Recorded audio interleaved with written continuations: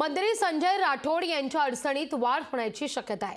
गोर बंजारा समाजाची दिशाभूल केल्याचा आरोप, मंत्री पदाचा दुरुपयोग केल्याचा आरोप त्यांच्यावर करण्यात येतोय।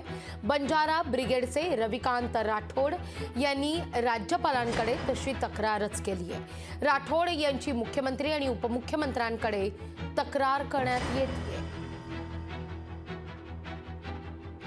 सदर जमीन ही राज्याचे मृदू व जलसंधारण मंत्री माननीय संजय राठोड साहेब यांनी त्यांची जी खाजगी ट्रस्ट आहे संत रामराव महाराज चॅरिटेबल ट्रस्ट डिग्रस तालुका डिग्रस जिल्हा यवतमाळ या नावाने या संस्थेच्या नावाने सदर जमीन ही हडप केली। त्यामुळे गोर बंजारा समाजामध्ये अत्यंत तीव्र नाराजी व्यक्त करण्यात येत आहे। ती जमीन परत अखिल भारतीय बंजारा सेवा संघ याच संघटनेच्या नावाने मंजूर करण्यात यावी अशी संपूर्ण गोर बंजारा समाजाची मागणी आहे।